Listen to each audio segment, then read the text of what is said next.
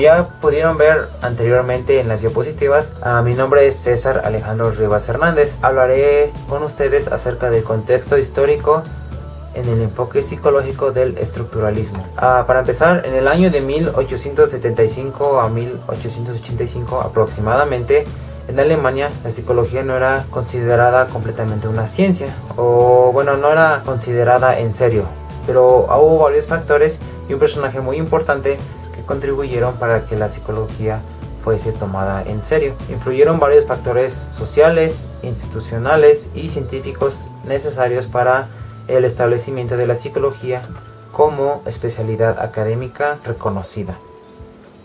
Y voy a hablar ahora de unos puntos que son muy importantes. El interés de la universidad por la investigación, una organización flexible del sistema universitario capaz de acoger innovaciones y nuevos perfiles docentes, el espectacular desarrollo de la fisiología experimental y otras ciencias naturales que llevó al establecimiento de laboratorios de investigación, y por último una fuerte influencia del positivismo que, unida a una beligerante tendencia antimetafísica, llevó al experimentalismo, la medición objetiva y formulación de leyes y el tratamiento científico de los fenómenos sociales y psicosociales. Ahora voy a hablar sobre este personaje que ayudó mucho para que la psicología fuera una ciencia y fuera reconocida, y este hombre se llamaba Wilhelm Wundt, fisiólogo, psicólogo y filósofo, padre de la psicología experimental y de la teoría estructuralista. Wundt una vez en Leipzig puso en marcha su programa experimental. A consecuencia de su interés en la experimentación, logró que la universidad fundase formalmente, con reconocimiento administrativo, un laboratorio de psicología, el primero que había existido. De alguna manera, el establecimiento del laboratorio representaba la colaboración oficial de la separación de la psicología y de la filosofía. Y bueno, como pues también hubo algunos conflictos con esto. La psicología, en este proceso que querían separarse, tenía que afrontar durante años un doble desafío. En entornos universitarios tuvo que legitimar su posición frente a las ciencias y a los científicos naturales, demostrando que sus métodos eran positivos y sus datos fiables y válidos. Pero sus resultados tenían significados para las cuestiones filosóficas grandes y pequeñas. Y bueno, realmente Wundt fue alguien que no solamente se sentó a esperar a que algo pasara. Él realmente quería que la psicología fuera tomada en serio. Y otra de sus aportaciones fue que él abogó porque la formación como psicólogo tuviera el estatuto de doctor. Hasta entró en conflicto con la filosofía por eso, y con filósofos obviamente. Dirigió y contribuyó a tesis doctorales, fundando la primera revista de psicología experimental, Ciencia Psicológico-Filosófica. Y bueno, Wilhelm Wundt inauguró el estructuralismo.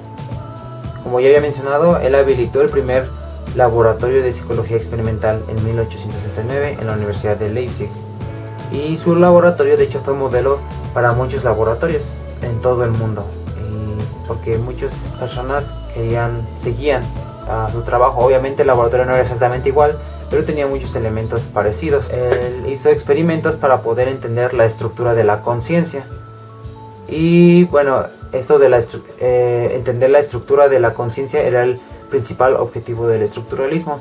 El objetivo de la psicología estructural también fue estudiar la estructura de la psicología. Uno de los métodos más importantes que Wundt empleó fue la introspección analítica en condiciones experimentales, en el cual se capacitaba a un sujeto experimental, que principalmente era un alumno de él mismo, de Wundt, para observar la propia conciencia y contestar a las preguntas formuladas por el experimentador a partir de una situación previamente diseñada por él.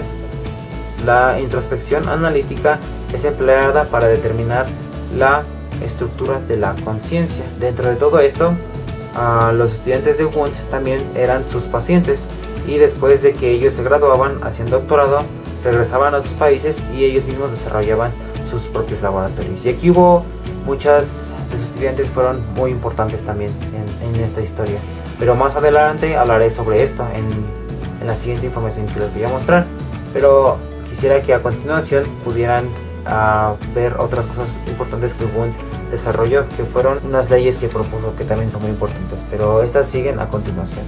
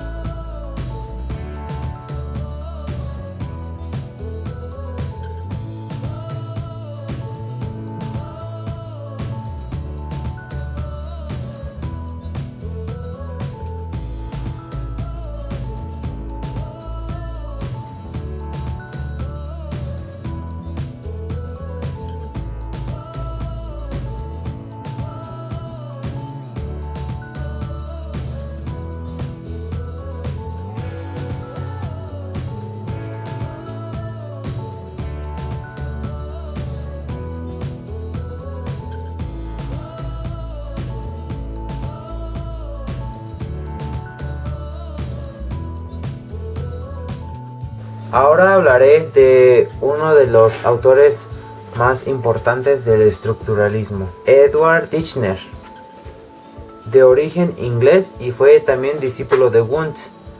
Se le atribuye el mérito de haber introducido la psicología científica en Estados Unidos.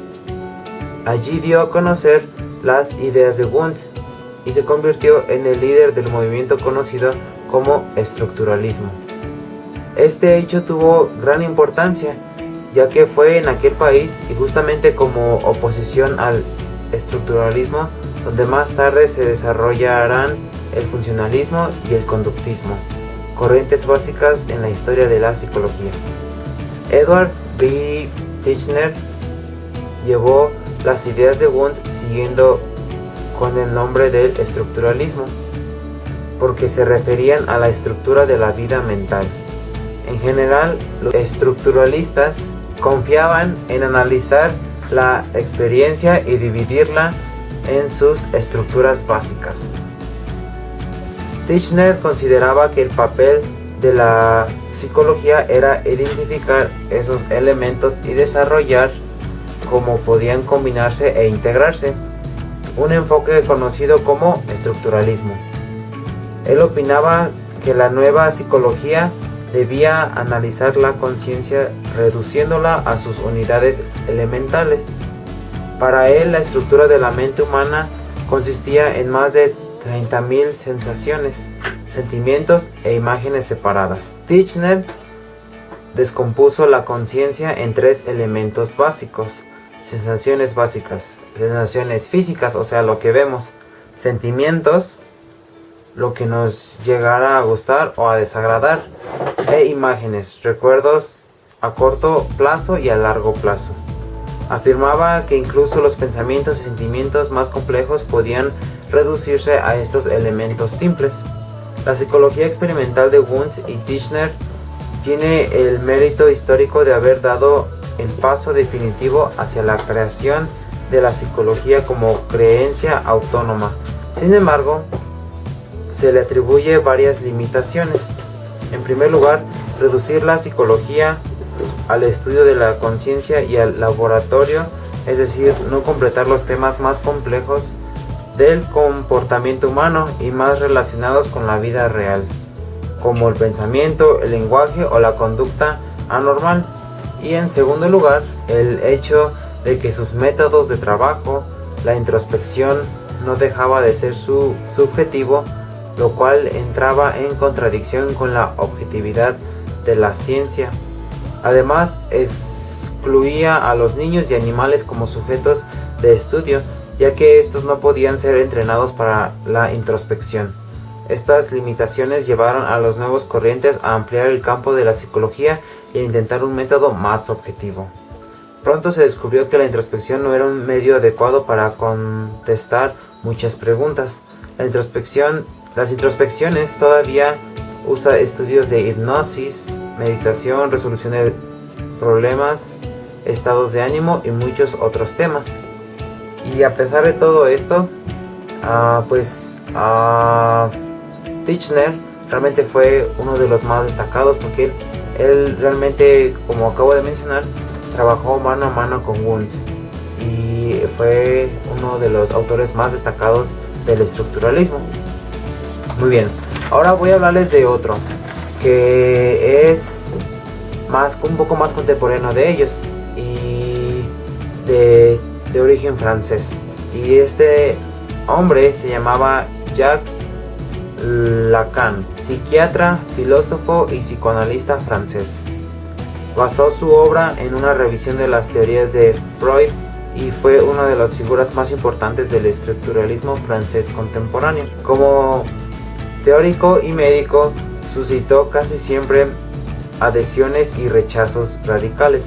Su relación con el movimiento freudiano contrastaba con sus fuertes tensiones con el IPA, la Asociación Psicoanalítica Internacional, y con el progresivo distanciamiento de sus colegas franceses a lo largo de una serie de decisiones. Durante su vida, Lacan fue un fiel defensor del estructuralismo. A lo largo de su carrera se centró en el desarrollo de la teoría del inconsciente estructurado a partir del lenguaje. Y bueno, ahora voy a hablar un poco de sus logros profesionales. Aunque los primeros textos de Lacan aparecieran a finales de la década de 1920, su actividad editorial realmente despegaría en la década siguiente. A partir de 1930 tuvieron lugar varios de los primeros hitos lacanianos. La publicación de su tesis en psiquiatría en 1932 sobre la psicosis paranoia en sus relaciones con la personalidad, sus colaboraciones con los movimientos artísticos, surrealistas y dadaístas, en cuyos círculos prosperó como una personalidad importante. La década de los 30 fue un periodo crucial del desarrollo de Lacan. Su juventud estuvo marcada por la colisión de intereses e influencias relacionadas con el psicoanálisis, la psiquiatría, la filosofía, el arte y la literatura, entre otras áreas. Realmente Lacan, pues como dije, fue más contemporáneo, ¿verdad? Pero investigando, fue uno de los que más me llamó la atención y me gustó realmente cómo pues él no tuvo tanto impacto al momento de vivir, pero después de su muerte, sus trabajos y todo lo que él hizo generó un impacto en Francia.